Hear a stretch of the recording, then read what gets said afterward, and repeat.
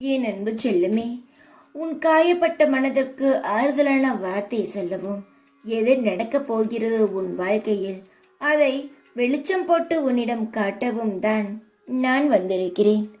ஒவ்வொரு செயலிலும் ஏதோ ஒரு கவலையுடன் வாழ்ந்து கொண்டு இருக்கிறாய்.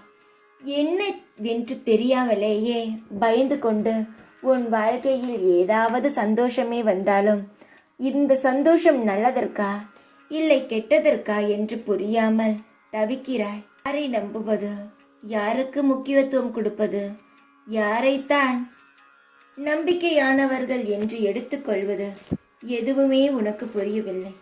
ஏனென்றால் அவ்வளவு துரோகத்தை பார்த்து இப்பொழுது எந்த ஒரு பிரச்சனையும் வேண்டாம், நம் வாழ்க்கை எப்படி போகிறதோ அப்படியே போகட்டும் என்ற முடிவுக்கு வந்துவிட்டாய். தங்கமே, பயப்படாதே. நீ எப்பொழுது கஷ்டமான நேரத்திற்குள் நுழைந்தாயோ அப்பொழுதே நான் உன் கையை இறுக்கமாக பிடித்து விட்டேன்.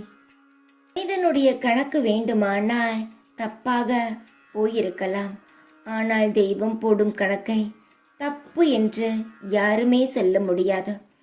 ஆரம்பத்தில் தெய்வம் நடத்தும் வேலையை பார்த்து மக்கள் தெய்வம் என்ன வேலை செய்கிறது, என் வாழ்க்கையின் நிலையை புரிந்துதான் செய்கிறதா என்று சொல்கிறார்கள்.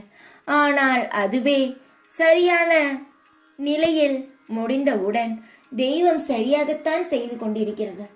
எனக்குத்தான் ஒன்றுமே புரியாமல் தெய்வத்தை திட்டுவிட்டேன் என்று சொல்கிறார்கள். உன் வாழ்க்கையில் இப்பொழுது நடந்து கொண்டிருக்கும் செயல் உனக்கு பார்க்கும் பொழுது நான் தவறாக செய்கிறேன், உன் வாழ்க்கையில் எந்த முடிவையும் சரியாக எடுக்கவில்லை என்று தோன்றும். ஆனால் முடிவில் உன்னுடைய வாழ்க்கை இவ்வளவு அழகான ஒரு வடிவத்தில் உருவாக்கி தந்திருக்கிறார் என்று நினைக்கும் பொழுது அமைதிப்படும்.